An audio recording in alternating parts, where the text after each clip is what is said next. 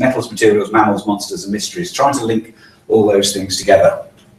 Okay, so why did I do it? What principles am I using when we're actually addressing this? And I think overall, when I'm looking at the scriptures, so you might disagree, but the way I tend to look for is I tend to look for the first occurrence, look at the first occurrence and let it build from there, because I don't think God puts this in any deception in place. It gives us the first occurrence as a principle, and then the Spirit witnesses. We get more and more instances in which the Spirit witnesses against itself, and so we get to our conclusions of how to use words and what those words mean in the scriptures.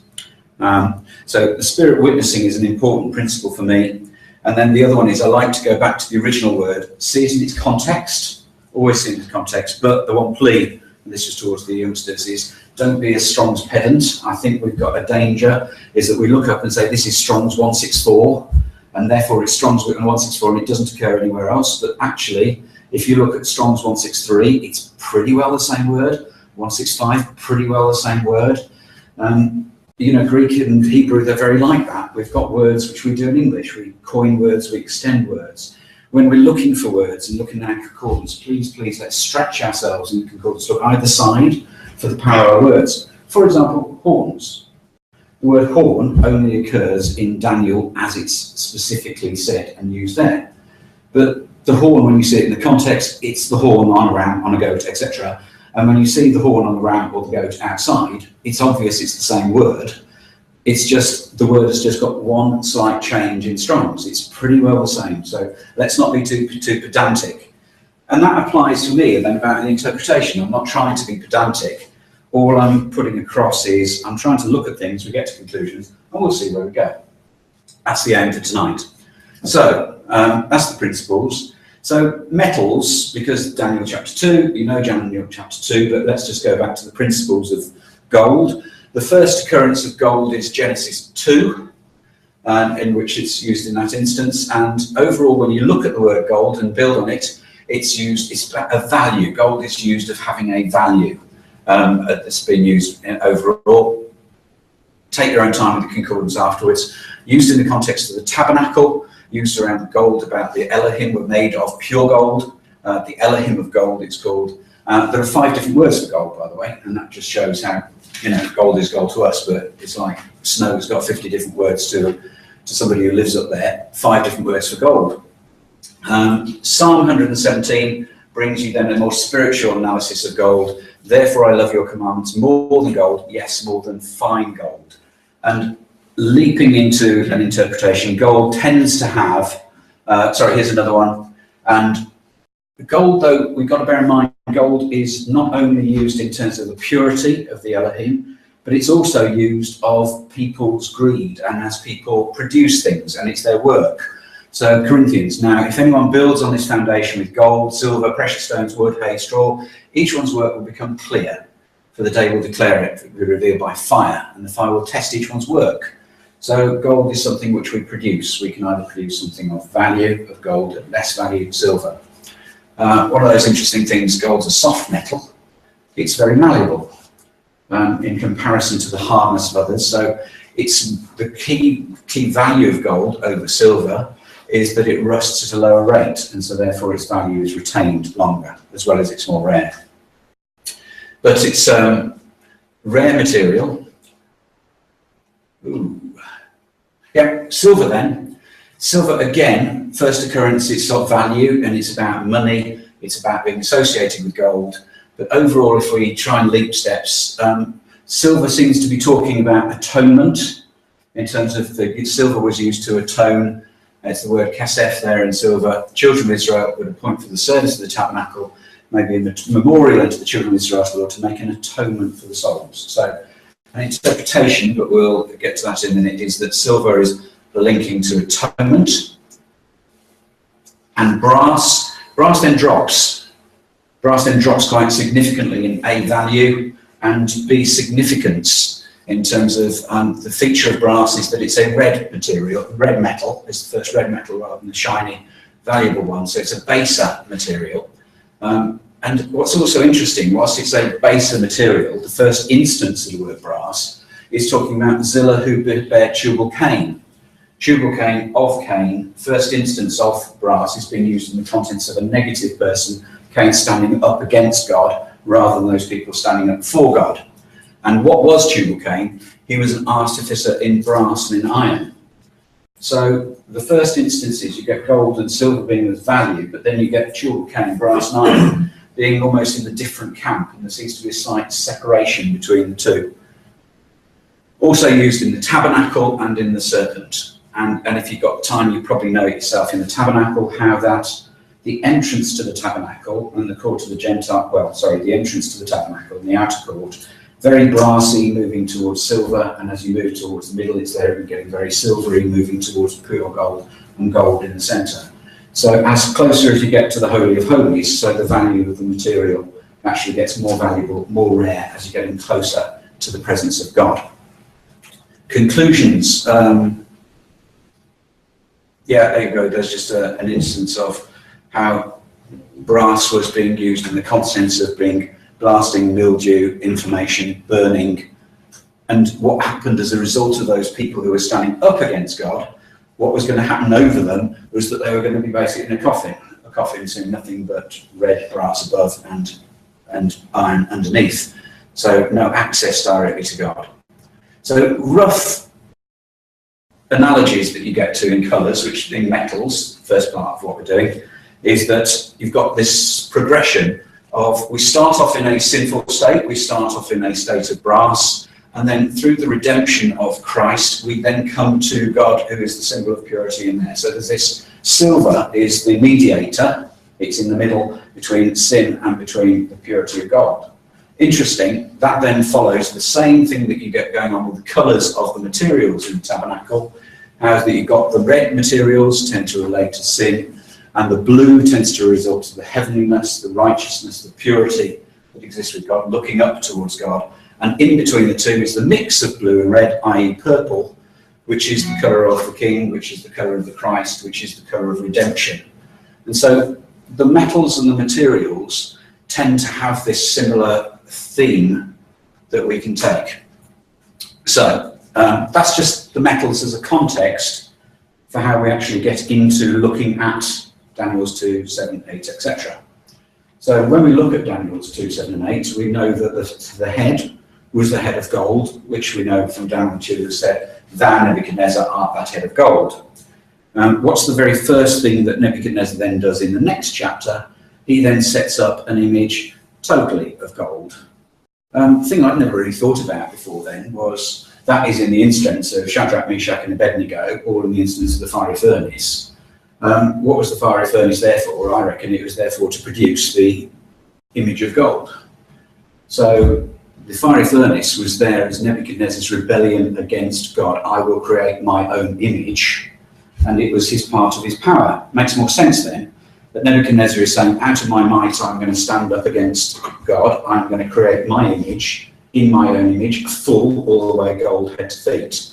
And when Shadrach, Meshach and Abednego wouldn't bow down, what were they going to do? Put it into place of his ultimate power, stoke it up 7 towns. He was showing his power. It was direct rebellion when he was putting Shadrach, Meshach and Abednego into the fiery furnace. And then God protected them in that instance. Even more important when you think of it that way. Just consolidating red a little bit more. First instance of red. So, and the first of the two, Esau and Jacob, came out red all over like a hairy garment, and they called his name Esau, red Esau.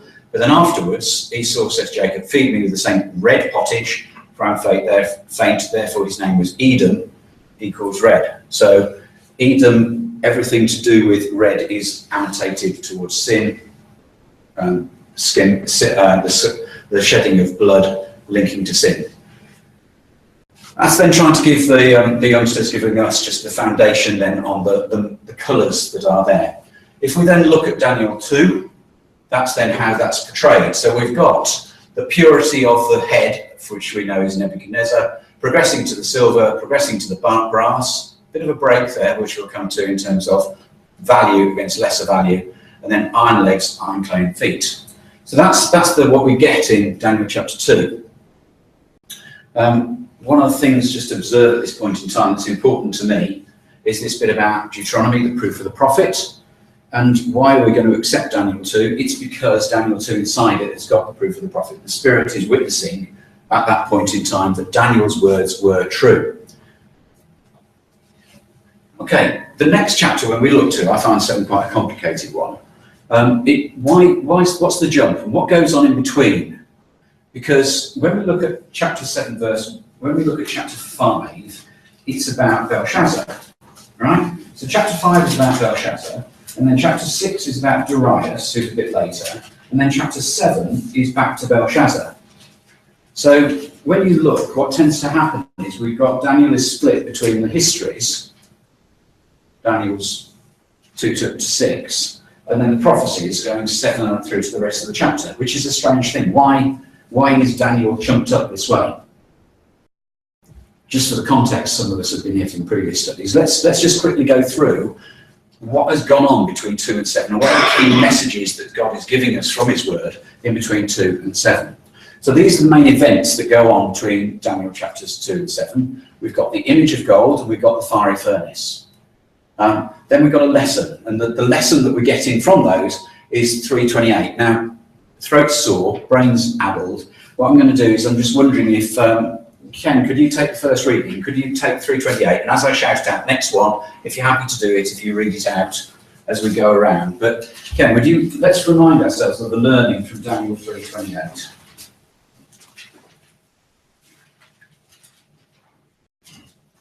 Then Nebuchadnezzar spake and said, Blessed be the God of Shadrach, Meshach, and Abednego, who hath sent his angel and delivered his servants that trusted in him, and have changed the king's word and yielded their bodies, that they might not serve nor worship any god except their own God.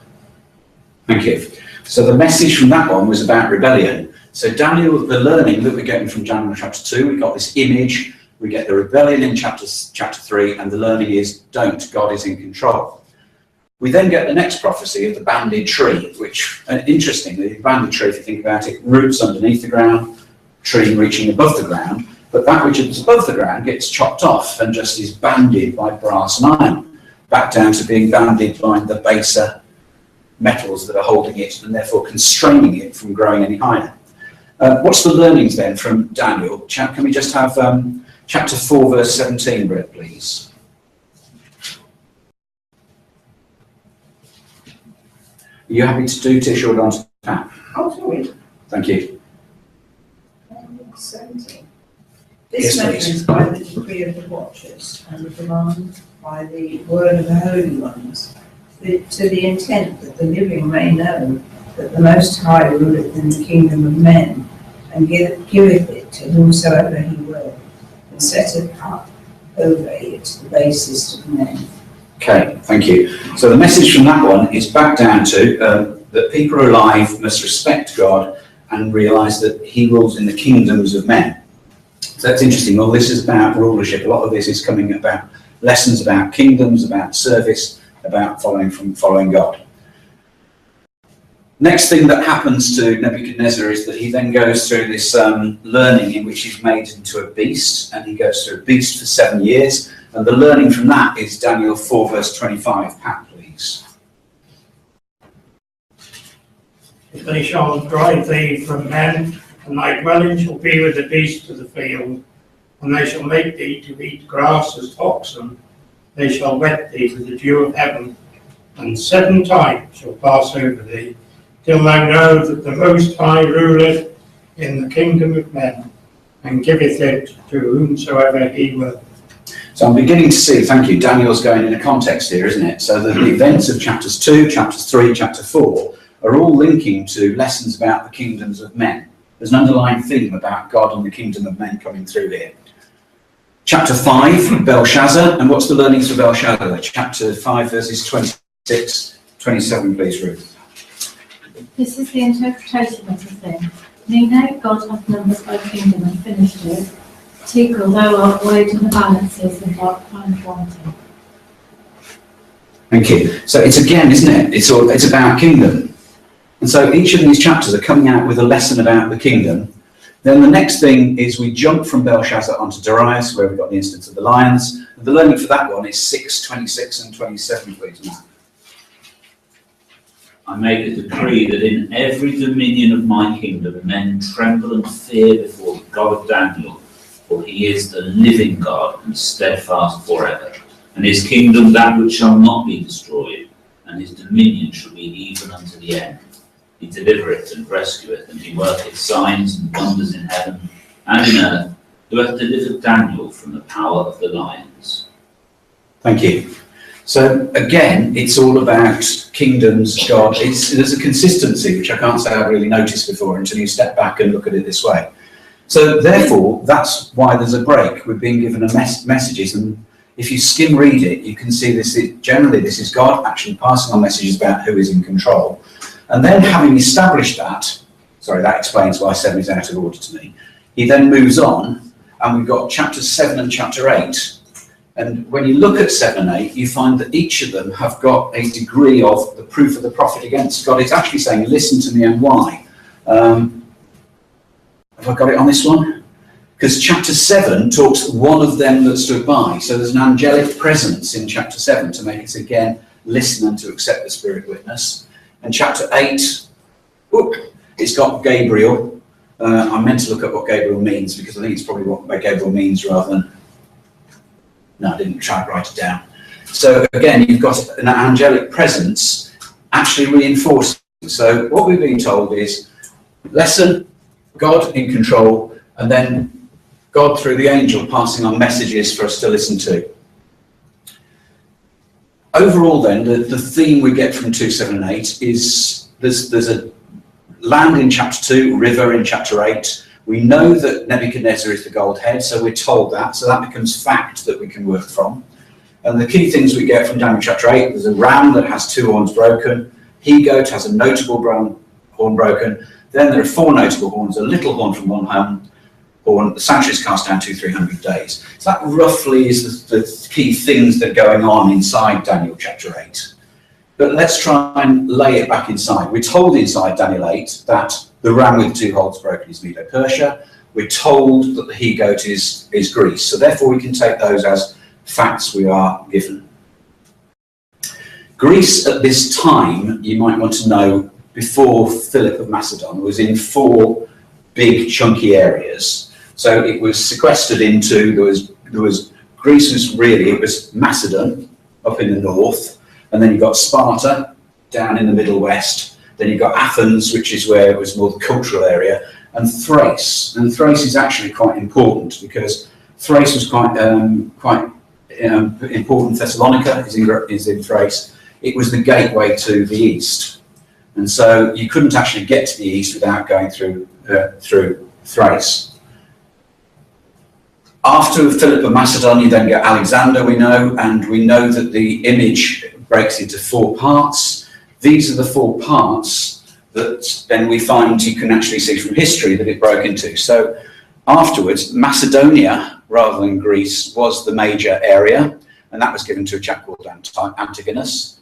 Then Asia, which we now say is Asia Minor, includes Turkey. Turkey, actually, if you take Thrace, it became Thrakos, and it actually became Turkey, and it moved over the water. The origin of Turkey is Thrace. It was given to Lysimachus, Syria and Egypt. So these are the 4 main areas that afterwards. So it grew in 4, split up into 4 areas. These are the 4 generals after Alexander. Just an interesting way in which people start to then see about the 4 notable horns. So Greece started as one, it broke into the 4 notable horns. These could be the 4 areas, because we know it's Greece and there's the evidence around it. So you get Philip of Macedon, and he conquered Sparta and Athens south. The last bit he then conquered was Thrace. So therefore, when you've got the belly and thighs, is that Macedonia and Thrace? Don't know for sure. But what definitely happened when you get to Alexander is that you get the major parts was Macedonia was in the west, and all of these then were the eastern part of the empire that was taken over by the 4 generals afterwards. So we're getting history beginning to align itself to the next thing we're given. These are facts, these are new events. How do they tie up going backwards into the other chapters? We'll skip on that. So if we then follow Daniel 2 down, we got the brass, we got the grease, we got 4 notable horns. They should tie up against the iron legs and the iron feet and clay. But this is still part of the Grecian. Are the two the same? Probably not. The suggestion most overall is that we can see that what happened is Alexander, 4 notable horns, went to Greece, and then early Rome took over. What's really interesting then when you look at early Rome taking over, Greece was now very spread. So when Rome conquered Greece, it was automatically into 2 areas. When you look carefully at it, Rome was always an east and a west. And it was always very east and west right from the start, which fits belly and thighs, 2 legs going down. So personally, I think that the Rome is the 2 legs. You've got the east and the west going all the way down. And the major theme, when you look, is about east and west. Let's see how Scripture validates against it. The next thing that happens in Daniel 8 is you've got a little horn from one thorn. Don't get that yet. But this sort of ties up. That's the premise. Daniel 8 verse 9, and out of one of them came forth a little horn, which waxed exceeding great towards the south, towards the east, and towards the present land. So here's this little horn which Luke read for us, and where does that little horn rise? That's a question that we can cover in discussion. When does it rise? What does it mean? What does it do? Interested? Okay, so we've got this premise around the iron legs. Let's see how the Scriptures then tie up against the Scriptures. Because what we get introduced in Daniel 7 is we get sea with river, you get a lion with plucked wings, you get a bear, you get a leopard, unusual animal, and you get iron teeth. So what you've got is you've got iron legs going to iron clay feet, linking to Daniel chapter 7. So there's definitely a link there which you need to look at. The precursor to the iron teeth is the leopard, and does the leopard then tie back to the belly and brass? So an implication by looking at it this way is that the leopard could be Greece. That's just an implication as you start working through. What we do know is the lion, the head of the lion is the gold head. So we got evidence of that tying up. What we also know, well, no, we don't know this, but by reputation, Belshazzar was eaten by a bear. So he was taken out by a bear, is just how he was supposed to die. And we know the bit about the bear having 2 sides and being a connection to the Medo-Persia. So that's beginning to tie up. And then the leopard is a strange one, because if you take leopard skins, they're actually Africa. It's quite an unusual animal. So why do you actually link leopard into Greece? Doesn't immediately become logical. Here's why I think the lion ties back to the head. If you look at the first image, Daniel 7, the first was like a lion and had eagle's wings, beheld till the wings thereof were plucked, and it was lifted up from the earth and made to stand upon the feet as a man, and a man's heart was given to it. What did we just read in chapters 5 and 6, Daniel? That Nebuchadnezzar just went through exactly that. Nebuchadnezzar was a beast, and then he was then lifted up from the heart, and his mind changed from being a beast to change to being a man. So I think that's given us a connection, connecting Nebuchadnezzar as the first one as a lion back to Nebuchadnezzar, you are the gold head. What is he told in Daniel 4? Let his heart be changed from a man's, let a beast's heart be given to him, and let 7 times pass over him. So Nebuchadnezzar was given that beast's nature and then was made to stand on the feet. So that's additional detail given to us to consolidate confidence that this is definitely talking about Nebuchadnezzar, I would suggest. The lion was then plucked with eagle's wings. And what happened? The first was like a lion and had eagle's wings, and I beheld the wings thereof was plucked and it was lifted up. So what happened to Nebuchadnezzar?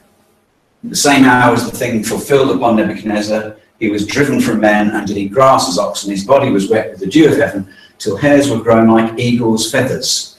So again, there's these allusions that are coming out about Nebuchadnezzar with gold, with eagles, seems to be connecting all the way through. That means I think you can see that this idea of lion and gold is Nebuchadnezzar.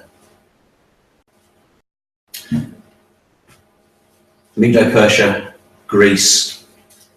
So what I think is quite beautiful when you start looking at it this way is you can see how Daniel's 2, 7 and 8 give you this overall theme, and we can have confidence that we can see how these things start to integrate. But it's a bit strange if we do this. Now, can we go to Revelation 17 now? Because like Daniel 7 was confusing. If we just go to Revelation 17. Because what we've been picking up really is that 2, 7 and 8 is an evolving nature of something going on. It's the 4 beasts. 2, 7 and 8, it's all the same thing beginning to amplify itself. And if we look at Daniel 17, and whoever's next would it be? Like Mary, could we have 17 and could we have verses 1 through to 3, please? And I came out of the 7 angels which have the 7 vials, and talked with them, saying to me, Come hither, I will show unto thee the judgment of the great whore that sitteth upon many waters, with whom the kings of the earth have committed fornication, and the inhabitants of the earth have been made drunk with the wine of her fornication. So he carried me away in the spirit into the wilderness, and I saw a woman sit upon a scarlet-coloured beast, full of names of blasphemy, having 7 heads and 10 horns. Thank you. So again, and by the way, if you look at verse 4, the woman was arrayed in purple and scarlet decked with gold, coming out precious stones. There's this connection of gold being used in a sense of a whore rather than in a sense of purity in this instance. So 17 becomes quite confusing. But if we now try and lift it again and look from the themes that we've picked, what you get is that you get gold occurring for Daniel chapter 2, Daniel chapter 7, the lion, which we know connects, and you've got gold in Revelation 17. You've got iron legs, you've got iron teeth with brass nails in the beast, so features coming from above, and you've got the scarlet beast. So you've got these, Daniel 7 seems to help us connect to Revelation 17. Then in Revelation 17 we've got 10 horns, and we've got 10 horns in Daniel 17.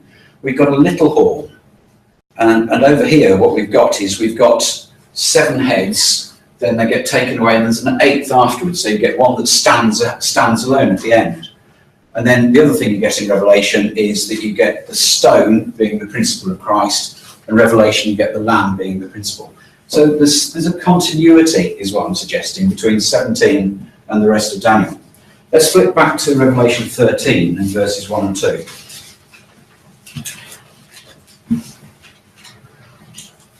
Yes, Adrian.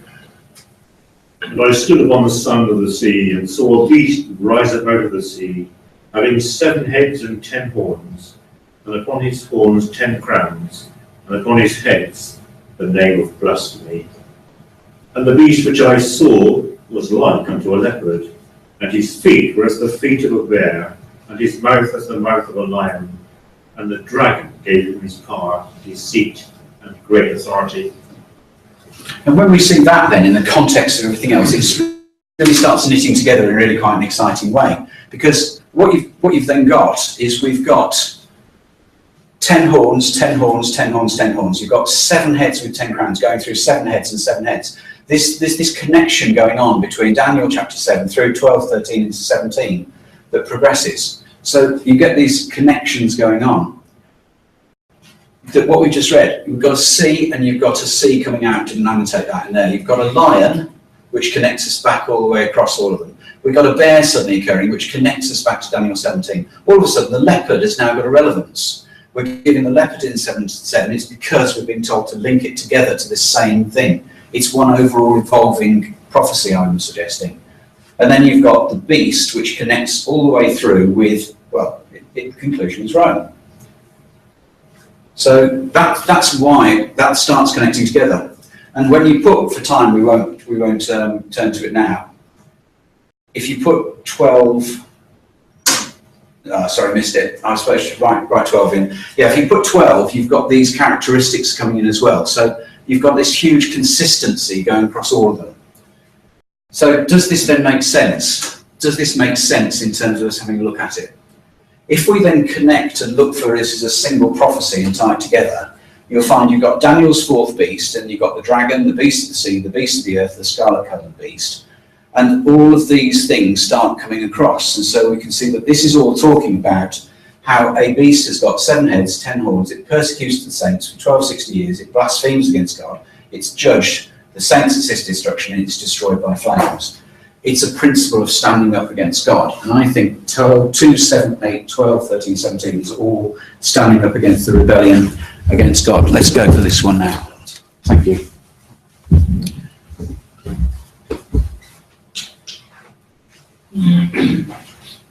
So let's look at it in the context while Luke's handing this out, about Rome itself. Most of you know this, but so I'm teaching it. Okay, so sorry about that if that's the case. Rome itself was built on 7 hills. So there's a connection there between the 7 of Rome and the 7 hills that were there. The 7 hills are listed down here. So it was created, Romulus and Remus, they were fed by wolves, and Romulus killed Remus, and he killed Remus to establish his kingdom, and it was suggested around 753 BC, which is 300 years ahead of Alexander. Yeah, so Rome was created before Alexander, and then Alexander comes when they're in the 2 lakes. Next event, it was separated into 4 parts: the East, the Illyrian, the Old Turkey, Thrace, Italy, and Gaul. 390 BC. That I had to remind myself.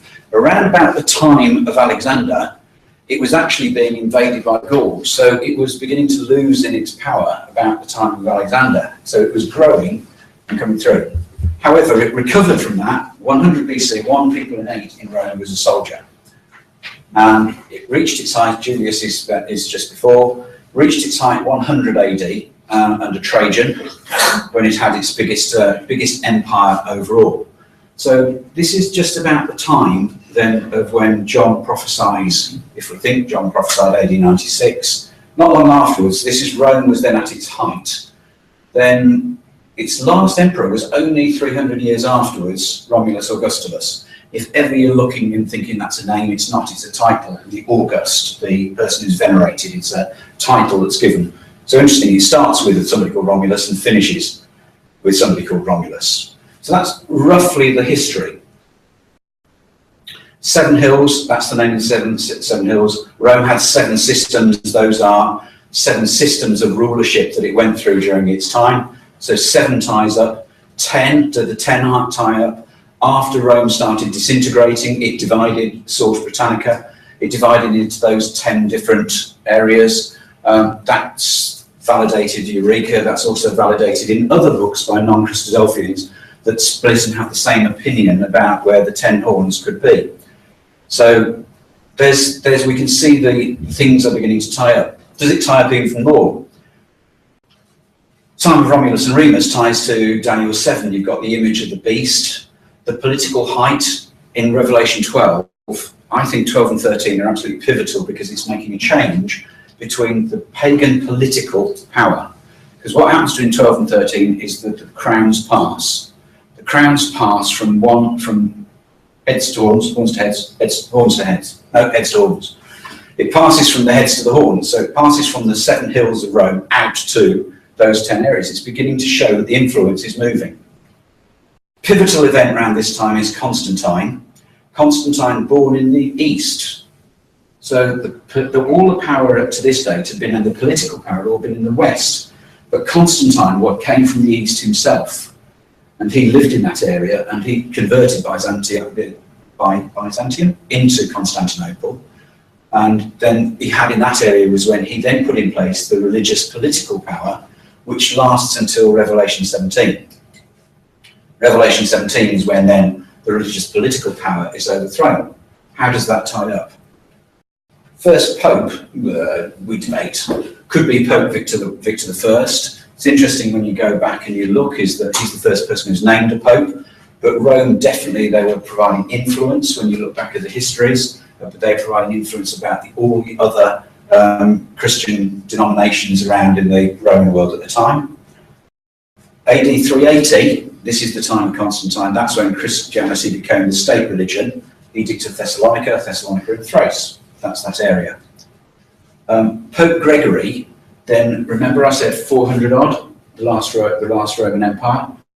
Then there was a chasm, there was a gap, and then that's when Gregory stepped in and provided a degree of stability and guidance and leadership about AD 540, and it was just providing stability, but it slowly grew until the papacy then had such political power until the 15th century, when the Ottomans then captured the Eastern Empire in terms of Constantinople. So it starts then shrinking until 1870, Victor Emmanuel seizes Rome from the Pope's control.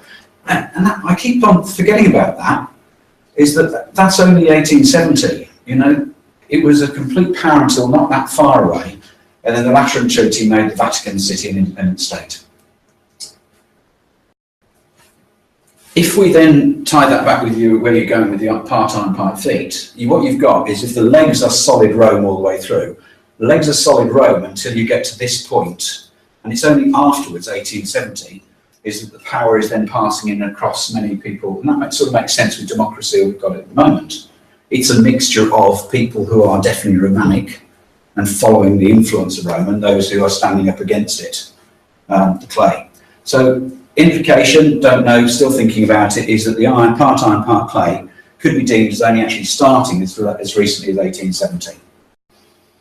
This is the way I'm suggesting I see it, is that between AD 189 and 1890, Revelation 12, there appeared another wonder in heaven, behold, a red dragon, still a beast, 7 heads, 10 horns, crowns upon his heads. So political Rome at its peak, declining until its political power went until, that's 1890. But what grew from 189, that Pope Victor, whatever his name was, slowly religious Rome's influence grew and grew and grew during this time when it was having a degree of political and religious, until it then finished, and then it became, in effect, a non-political joke. But it changed at 1890 when it was recognised as having no power other than in its own Vatican state. So I think the crown's passing ties up. I think it ties up, because Revelation 12 and 13, to see how the crowns on the head pass to the crowns on the horns, passes out to the 10 crowns, passes out to the nations that still have subservience to the beast, that still have subservience to Rome. That's a repeat. Revelation 17, come hither, I will show unto thee the judgment of the great whore that sitteth upon many waters, with whom the kings of the earth have committed fornication, the inhabitants of earth made drunk with wine of fornication. So he carried me away in the spiritual wilderness, and I saw a woman sitting upon a scarlet-coloured beast, full of the names of blasphemy, having 7 heads and 10 horns. But Revelation 17 has still got those characteristics coming around, so it's still part of the same evolving prophecy. Very quickly then, how does that provide context if you look at Revelation in this way? The seals, if you look what happened in the seals, is the seals finish with Constantine replacing paganism by Christianity. So the context of the seals is Catholicism becomes a state religion. You then move around and you get the next chunk about the trumpets, and the trumpets actually is about the decline of the Western and Eastern political Rome. The Goths, etc., crashing out the western part, the Saracens taking out the eastern part, and eventually the horsemen taking out the eastern part. So the horns and the trumpets are all about the political decline, I would suggest, and then the viols are about then the decline of the religious Rome, the religious power through the French Revolution, being potentially the Three Frogs, the naval battles, and Napoleon slowly. Then the key thing going through is that the Pope gets taken in prison at this time. So it sort of follows this same progression. So Revelation now is sort of in a context of why 12, 13 and 17 are there. And it's showing you this idea that's going through. It's that Catholicism grows, declines politically, still there, Babylon is fallen, and then leading to fall of Babylon in chapter 17, 18, Christ reigns begins. Look at it another way. So what we've got in Daniel, we've got the beast beginning, and in Daniel 7 we've got political pagan Rome as being the first beast that's coming. Revelation then gives us this picture of the beast then as it transforms towards the end, leading immediately to Christ's reign beginning. And what's the beginning of Daniel chapter 2? Given by Daniel prophet, given at the time, Nebuchadnezzar, Babylon, you are this head of God, finishing with Scarlet Woman, Babylon is falling. It's like the rise and fall of Babylon. It's the image from Daniel 2 being shown and being smashed over a mega timescale, as opposed to the macro timescale for just 2 in isolation. So that's the slide for all of them. The bit that we haven't got to, and we still isn't there, is, well, what about this little 8th horn? Where does that fit? Don't know. I find that interesting. But what's interesting is that little 8th horn is fixing back to that one horn that spoke great blasphemies that was there before. We are out of time, so I won't take the learnings, but all of the learnings from 12, 13, 17 are actually all about rebellion of kingdoms again. So it's carrying on with the same message. It's about the beast rebelling, it's about the dragon rebelling, and it's about the final rebellion. One interesting thing, I always wrote down that the beast spoke through the voice of the whore. I can't find that. The beast spoke, the whore doesn't actually speak, I think. You'll probably prove me wrong in discussion. But I don't see that the whore actually speaks. What does the whore do? The whore is the whore. And so it's actually, she's the symbol of immorality against. And she isn't the beast, she is just part of the behaviours of the beast, I would suggest. If you look at it, she doesn't speak, my perception. But the key thing, trying to finish on the positive, is that these things are all smashed together. The events are all there. And the next event, though, is that we see heaven opened. And I saw heaven opened, and behold, a white horse, and he that sat upon him was called Faithful and True, and in righteousness he doth judge and make war. And so this is Babylon is fallen. His eyes were as a flame of fire, and his head were many crowns. He had a name written that no man knew but he himself. He was clothed with vesture dipped with blood. His name is called the Word of God. The armies which were in heaven followed him upon white horses, clothed in fine linen, white and clean. Out of his mouth goes a sharp sword, and with it he should smite the nations, and he shall rule them with a rod of iron, and he treadeth the winepresses of the fierceness of the wrath of Almighty God, and hath on his vesture, as opposed to Babylon the Great, Babylon is falling, has on his vesture and on his thigh a name written, King of Kings and Lord of Lords. So the purpose for tonight was to try to get 2, 7 and 8 so you could see the connections, and then flowing through, I would suggest, into how you can see that gives us a whole revelation in the context of the symbols have all been fulfilled. We're in the time, I would suggest, is that when that 7th horn was taken, 1870, the 8th is the state we're in now.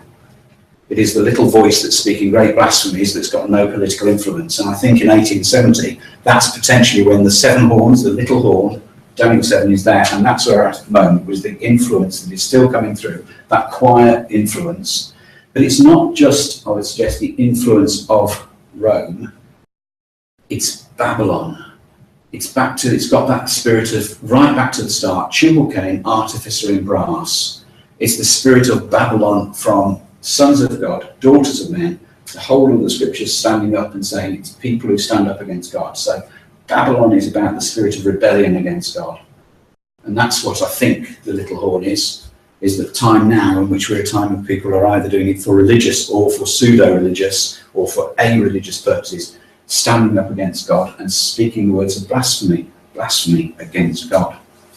So I suggest it makes sense to me. So that's what I wanted to achieve tonight. I've gone over too much in time. Thank you.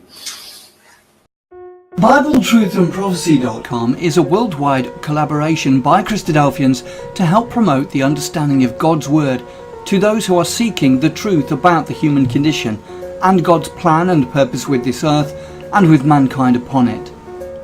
Bible Truth and Prophecy is part of a wider set of online resources provided by Christadelphianvideo.org for establishing just how far removed the true Christian teaching of the first century apostles is from that taught by mainstream Christendom today. BibleTruthAndProphecy.com is very much a standalone website, but benefits from our vast network of sites and resources and social media. Here are just a few of the things that BibleTruthAndProphecy.com offers. We have a good number of written articles supplied to us from brothers from all over the globe. These deal with first principle issues, creation versus evolution, the inspiration of the Bible, and so much more. We have a whole section of video study series. These are studies that have been posted onto our YouTube channel, but because of the difficulty of the search feature within YouTube, we have chosen to host on Bible Truth and Prophecy. So now every video you search for within the site, you can be guaranteed that it will be of a Christadelphian nature. We also have a preaching video section where any ecclesia is invited to download and use or embed these videos within their own ecclesial websites. We also have an exhortation service where we produce 2 or 3 exhortations per week, which we then circulate to brethren and sisters in isolation. We also have an ever-growing list of approved Christadelphian sites. We also have a page of live news feeds, so you can keep up to date with all the breaking news as it happens. We also have a section for the daily readings.